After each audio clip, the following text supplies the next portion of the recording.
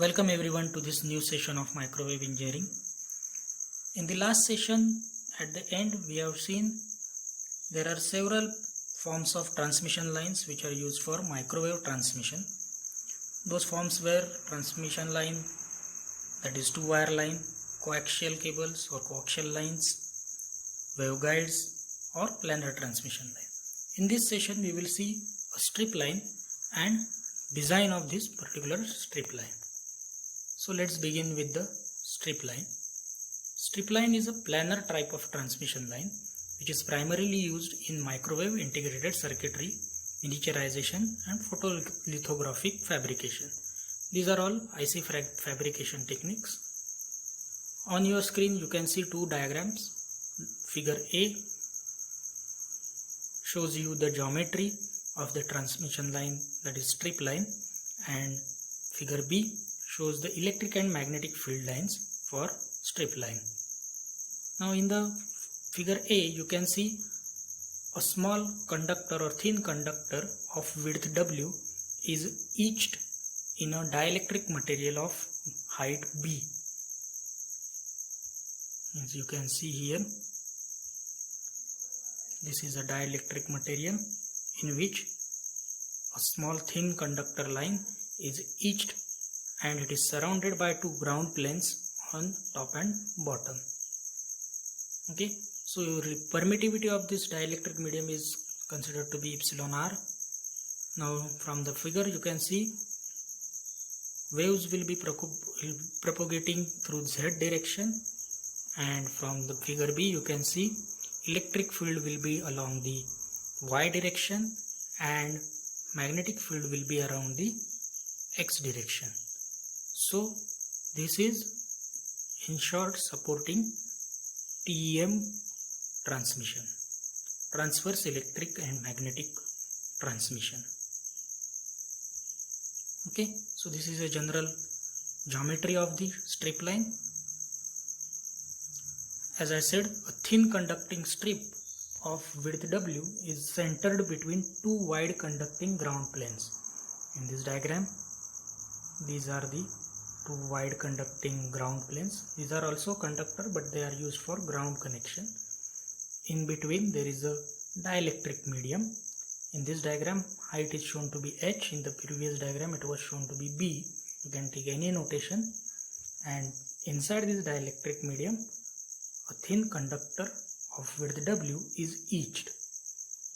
Okay, but in practice this is usually constructed by etching the center conductor on grounded dielectric substrate of thickness b by 2. That means this part is first constructed and later on it is covered by another half of a same dielectric material. Okay, so it is not a one-step process, it is two-step process. Half of the part is constructed once and another half is then attached to it. Now this dielectric medium, since it is fabricated in two parts, it can be of uneven size also. That means upper part may be of larger size and lower part may be of smaller size. Such strip line would be known as asymmetric strip line. Sometimes we can use different dielectrics for upper part and different for lower part. In such cases we can call it as an inhomogeneous strip line. That's what it is mentioned. Variations of basic geometry include strip line with the differing dielectric substrate thicknesses, that is asymmetric strip line, just as I discussed, and different dielectric constants, that is inhomogeneous strip line. Sometimes air dielectric is also used when it is necessary to minimize the loss, as air dielectric proves to be providing minimum amount of loss among all the dielectrics. Now since the strip line has two conductors and homogeneous dielectric, in case of only homogeneous dielectric, as I said, it supports the TEM waves. This is the usual mode of operation. However, it can also support higher order waveguide modes, but they can be avoided by restricting both the ground planes spacing and side wall width to less than lambda by 2. if we don't want higher order modes, then we can use this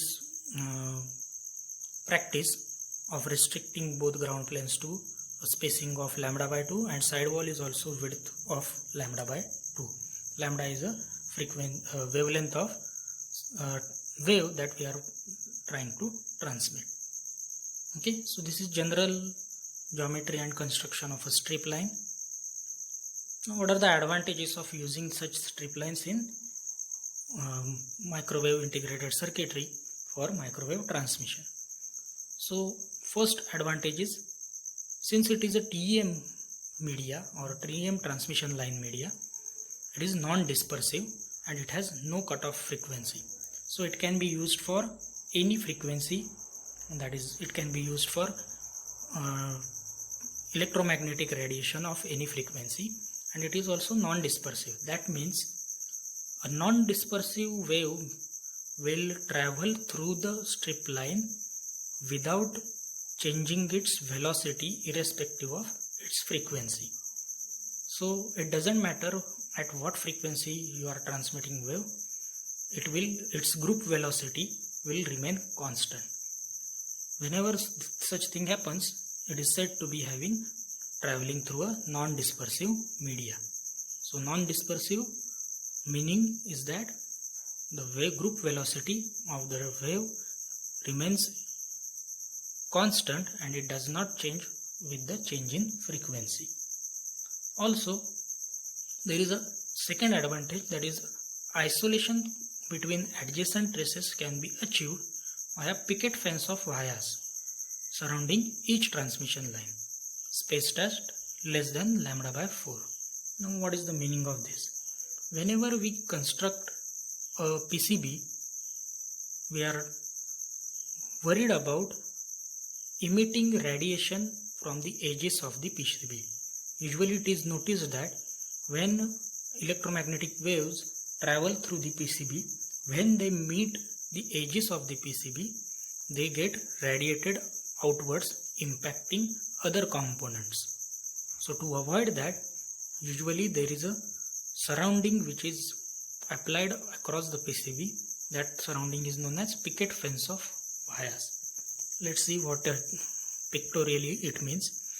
On your screen you can see a diagram. Let's consider this as your PCB.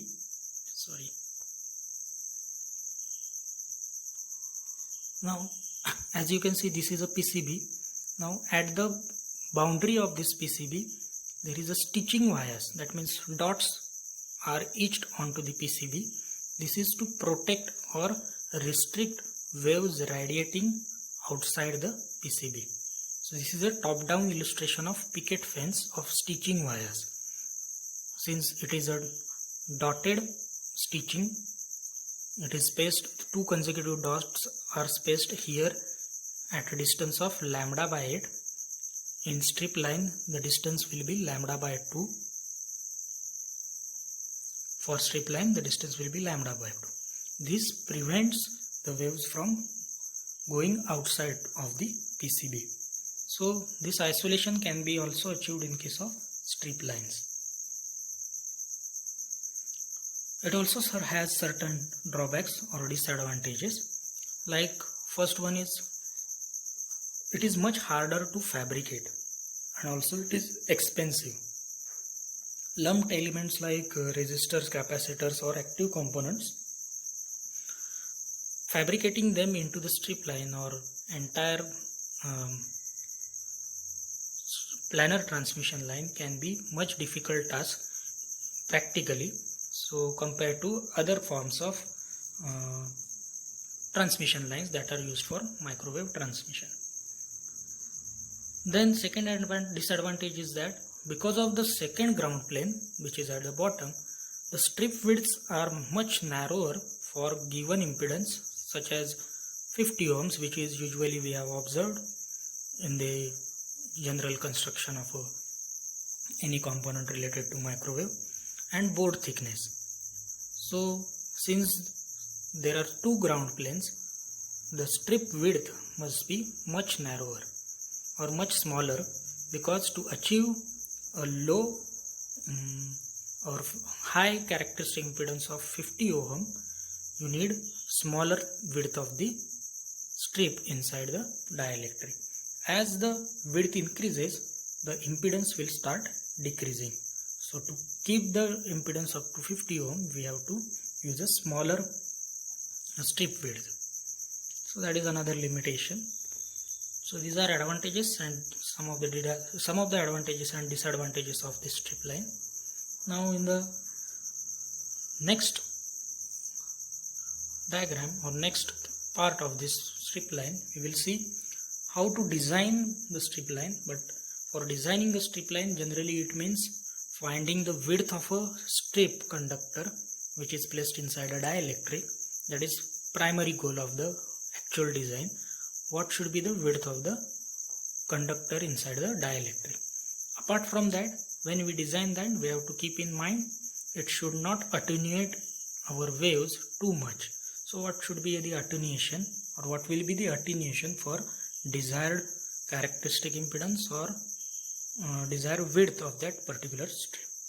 So in this analysis, we are not going to see derivations of the different formulas like propagation constant or group phase velocity. We will directly see the formulas which are used for design of strip line. So first, phase velocity or group velocity of the waves traveling through the strip line. It is general formula is given by C upon square root of epsilon r, and it is denoted by Vp, that is phase velocity. So Vp is equal to 1 upon square root of mu 0 epsilon r, or Vp is equal to 1 C upon square root of epsilon r, where mu 0 is a permeability in a free space and epsilon denotes the permittivity of the dielectric material. Epsilon 0 is in free space and epsilon r is relative permittivity of the medium. Then propagation constant is denoted by beta. It is simply multiplication of omega and phase velocity, that is angular frequency and phase velocity.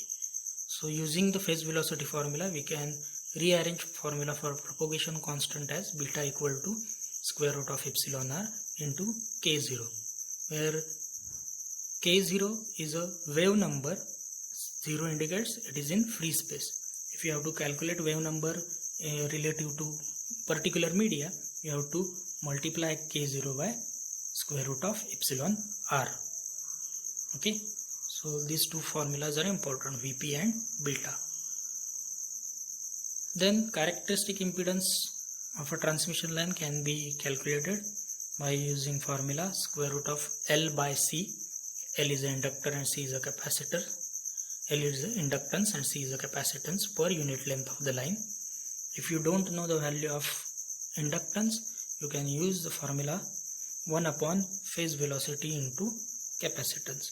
So if we know capacitance, we can calculate Z0, that is characteristic impedance. In next formula, if we don't know either capacitance or inductance, then characteristic impedance can be calculated using this formula which is shown on your screen.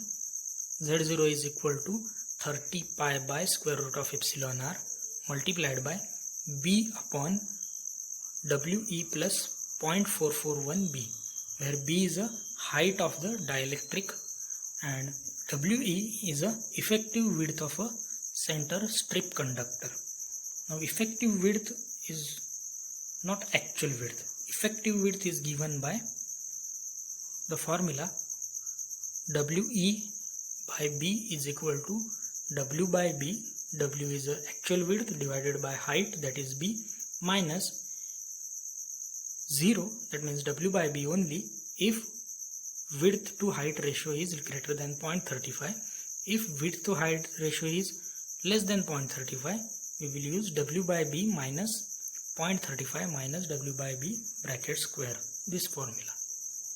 This formula assumes a strip with 0 thickness. In the actual diagram, we have seen small strip conductor etched in the dielectric material. Let's see again. In this diagram, there is a height or thickness to this particular center conductor. But in the previous diagram, the thickness was so small that it was not mentioned. But usually we assume that it is a zero thickness, which is not practically possible. So there will be some thickness. So with minimum thickness possible, we can achieve approximate or close to the exact results. So let's go back to the formula for width, effective width. So zero thickness, which is close to the accurate results, exact results of the calculations. It is seen that characteristic impedance decreases as the strip width increases. That I have discussed already in this session. If the width of the strip conductor increases, characteristic impedance will decrease. So to keep the characteristic impedance 50, we need to have a smaller width of the strip conductor. Okay, so that is calculation of effective width. Then when designing a strip line, we need to usually find the width of a strip, which we have seen formula for effective width. The actual width can be calculated by width upon height is equal to x. X formula is given here, 30 pi by epsilon square root of epsilon r into z0 minus 0.441 for this particular condition. And if this condition is satisfied, the width to height ratio will be calculated using this formula. Once we calculate this, we can calculate WE, that is effective width, if it is asked. If it is not asked to calculate effective width, calculation of W is sufficient. Now this is width to height ratio. Obviously we can easily calculate width using B into X for this condition, or width will be equal to B into this term for this condition. Okay, so this is the way width can be calculated. And then last part is a calculation of attenuation experienced by the traveling waves. Since strip lines support the TEM mode of transmission, or they are TEM lines, attenuation are of two types. One is due to dielectric loss and second is overall attenuation. So attenuation due to dielectric loss can be found by Wheeler's rule, which is given in this particular formula, this formula. Again, for this condition there is a different formula which you can see here, and for this condition this formula is utilized. So alpha C is attenuation due to dielectric loss. It can be calculated. Now usually the unit of such attenuation is Napier per meter. Sometimes you have to convert this into dBs. We will see during the actual design how it is converted. Now this is attenuation due to dielectric loss. Then here in this formula you will see terms like capital A, capital B which are used. Now what is the meaning of this capital A and capital B? Here small t is used. Small t is nothing but your thickness of the strip conductor. Then you will see RS mentioned over here. This is nothing but your surface resistance. B is nothing but height of the dielectric. Z0 is characteristic impedance. Then what is A and B? Formula for A and B is given in this particular slide. A is given by width and height. B is also relative to width and height. These formulas are used for calculation of A and B, which will be used for calculation of attenuation due to dielectric loss.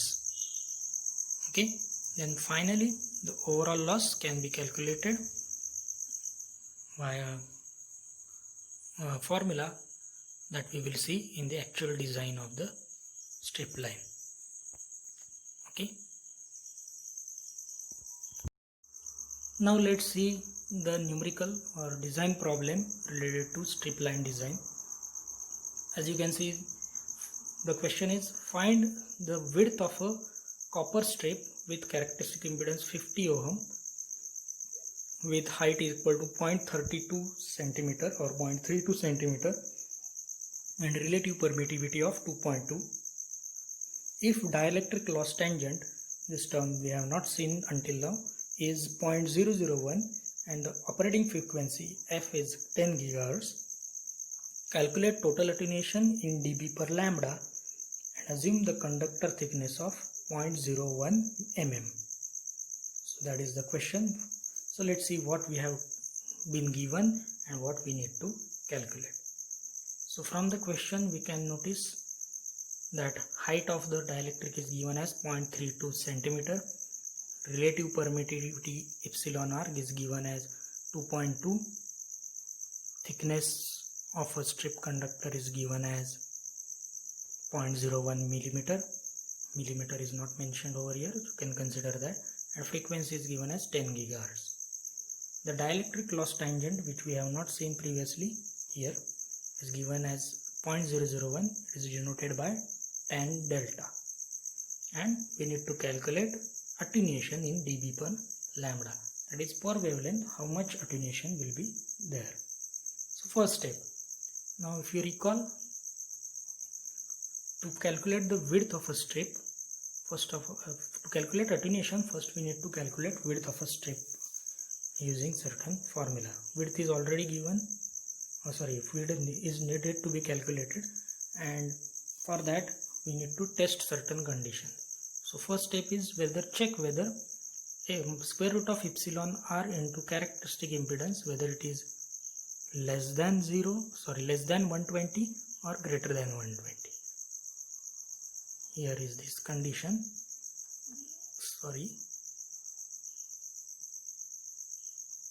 here is that condition. First check that length, then calculate this W, because B is already known in our example, and then we will move towards the attenuation. So let's calculate epsilon r into characteristic impedance. The value of epsilon r you can use from your question, that is 2.2. Square root of 2.2 into 50, that comes out to be 74.2. You can calculate that. Now this is satisfying our condition of being less than 120. So we will use the simple formula used for calculation of width, that is W is equal to B into X. Okay, so our calculation is small enough in this particular example. Now X, how to calculate X? For calculation of X, we will use the formula previously discussed, that is 30 pi divided by square root of epsilon r into Z0. Now if you substitute values of 2.2 and 50 ohms in this formula, we will get 0.830 as our answer for X. Now formula for X we have seen here. Let's see again here. Here formula of X is already given. We have used this formula for calculation of X.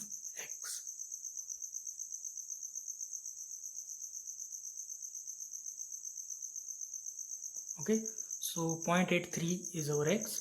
So we can calculate W, that is strip width. Simple formula, since our first condition is satisfied, W is equal to Bx, so that is 0.32 centimeter or 0.32 centimeter into 0.83 centimeter, that equals 0.266 centimeter. So width of a strip conductor is 0.266 centimeter. That is our answer to the first question. This strip conductor will have a characteristic impedance of 50 ohm. Now let's go towards the calculation of attenuation. Now for calculation of attenuation, we will require two types of attenuations because total attenuation is combination of dielectric attenuation, which is mentioned by this formula, and attenuation due to dielectric loss, and second will be alpha D, which we will see how to calculate it in this description. For calculating that, we need to know wave number. As seen previously, K is given by omega upon C, omega 0 upon C in free space. Now in the frequency of 10 gigahertz, our formula will change to k is equal to omega upon c into square root of epsilon r. So omega is 2 pi f, c is the speed of light, and square root of epsilon r, value we know already, epsilon r is 2.2. So if you calculate that, wave number comes out to be 310.6 per meter. Okay, now use this formula in calculation of attenuation. First let's calculate dielectric attenuation and then conductor attenuation alpha c, or attenuation due to dielectric loss, that we will see. So alpha d is given by k tan delta by 2. K value we have just found, tan delta 0.001 given in the question by 2. It turns out to be 0.155 Nepr per meter. Now surface resistance, how to calculate it? Formula for surface resistance is square root of omega mu 0 upon 2 sigma, where sigma is the conductivity of the copper. You can calculate that, you can get the values of mu 0 and sigma from your calculator. Use those values. There are constants pre-stored in the calculator. You can use them. Omega is 2 pi f, f is 10 gigahertz. You can verify. It turns out to be 0.026 gigahertz. So this is surface resistance at 10 gigahertz for copper material. So the total conductor attenuation will be alpha c, using previous formula discussed, 2.7 into 10 raised to minus 3 surface resistance, relative permittivity, characteristic impedance, and A divided by 30 pi height minus thickness. Now we need to calculate A for this one. So how to calculate A? Using this formula. We have already calculated W. W was found to be something like 0.266. Okay, B is a height, that we already know. T is a thickness, that is already also known. So we can calculate A. So let's see what is the answer for A. Now A, this formula we have used and found out to be 4.74. Use this 4.74 here and calculate conductor attenuation alpha c, or attenuation due to dielectric loss. Dielectric loss is nothing but alpha d. We have already calculated that. So alpha c is 0.122, alpha d is 0.155. Both are in Nepr per meter. Now once we calculate both these, final step is calculation of total attenuation.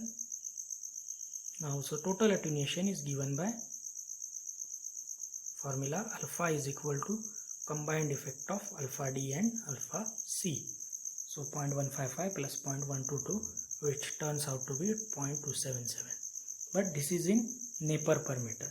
To convert this into a dB, not dB per meter, only dB, we will take a logarithm of it multiplied by 20. This is usual procedure for converting any constant into a dB. So 20 log e raised to alpha, which will give you 2.41 dB per meter. Now this is dB per meter, but question is calculate attenuation in dB per lambda. So first find out lambda. At 10 gigahertz, the wavelength on the strip line can be given as lambda equal to c by epsilon square root of epsilon r into f. Usual formula is lambda is equal to c by f, but that is in air or free space. Here we don't have a free space as a dielectric material. Here we have a different dielectric. Its relative permittivity is given, so formula is modified to c by f into epsilon r, square root of epsilon r. So by this formula we can calculate lambda, which turns out to be 2.02 centimeter. You can convert this into meter also. So once we convert that, we can calculate dB per lambda attenuation. So how to calculate dB per lambda now? We have known alpha in dB per meter, and this is lambda, which is in meter. So dB per meter into meter will give dB per lambda, because this meter is of lambda. This meter is of wavelength lambda. So dB per meter into meter. So we have to multiply these two values, this one and this one, to get value in dB per lambda. So let's do that and find the last answer. So alpha in dB per lambda is given by 2.41 into 0.0202. Here this is in meter. 0.202, sorry, in the previous step we had calculated 2.02 centimeter. We have converted that into a meter here, and we have calculated final attenuation to be 0.049 dB per lambda. Width was 0.266 centimeter, I guess. Let's verify that whether it is correct or not. Yes, 0.266 centimeter. Here you can see it was calculated.